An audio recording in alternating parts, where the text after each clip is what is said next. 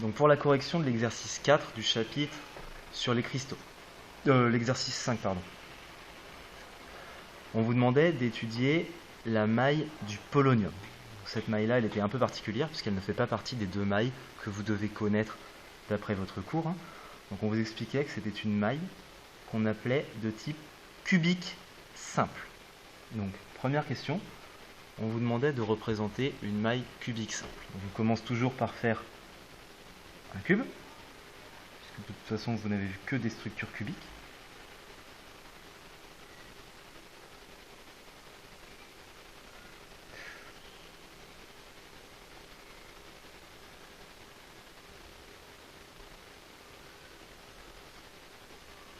Voilà.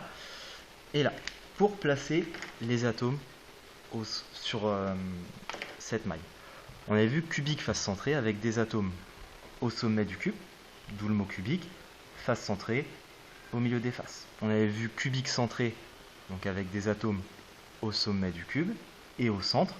La maille cubique simple, elle est un petit peu particulière, puisque comme son nom l'indique, vous n'allez avoir que des atomes au sommet du cube.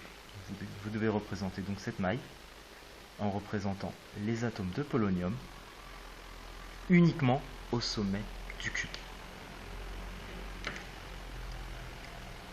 On vous demandait en même temps de donner le nombre d'atomes par maille. Donc encore une fois, on attend de vous, vous calculiez la population de cette maille. Donc cette fois-ci, ça va être assez simple. Nous n'avons que des atomes au sommet des cubes. Il y a 8 sommets, donc 8 atomes. Étant donné qu'un atome au sommet d'un cube compte pour 1/8, vous vous retrouvez avec le calcul 8 fois 1/8 d'atome. Puis on le résout très rapidement. On trouve un atome de polonium dans la maille. On vous demandait ensuite de déterminer la masse volumique attendue du polonium. Donc je vous rappelle que pour calculer la masse volumique d'une maille, ici du polonium, vous devez faire le nombre d'atomes dans la maille multiplié par la masse d'un atome présent dans la maille divisé par le volume de cette maille. Donc le volume de la maille. Pour commencer, on vous donne dans l'énoncé ce qu'on appelle le paramètre de maille, autrement dit l'arête de votre cube. Donc vous savez que cette arête va avoir la même valeur dans toutes les directions.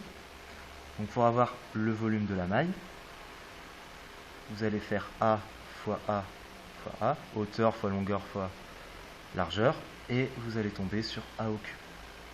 Donc ici, si j'ai fait l'application numérique de mon calcul, on a un atome de polonium dans la maille. On vous dit qu'un atome de polonium a une masse de 3,47 fois 10 exposant moins 22 grammes. Et on vous dit que le paramètre de maille vaut 0,340 nanomètres.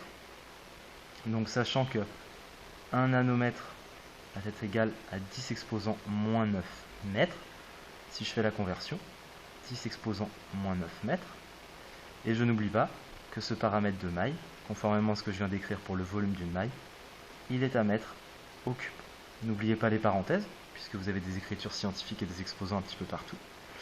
Et quand vous résolvez ce calcul, vous tombez sur la valeur de 8,84 fois 10 exposant 6. Et pour l'unité, on a des grammes sur des mètres cubes. On a donc des grammes par mètre cube. On vous demande de comparer avec la valeur de référence qui vous est donnée dans l'énoncé, qui vaut, je vais l'appeler masse volumique de référence, elle vaut 9200 kg par mètre cube. Donc ici, vous voyez que pour comparer deux résultats, il faut bien sûr que ces deux résultats aient la même unité. Donc on sait que 1 gramme, ça correspond à 10 exposant moins 3 kg. Donc si je convertis la valeur que je viens de calculer, je peux réécrire que c'est 10 exposant 6 fois 10 exposant moins 3 kg par mètre cube. Quand vous faites ce petit calcul avec la puissance de 10, vous retombez facilement sur la valeur de 8,84 10 exposant 3 kg par mètre cube, autrement dit 8840 kg par mètre cube. Donc vous voyez qu'on retrouve le même ordre de grandeur, même si on est quand même à 400 kg à côté de la valeur de référence.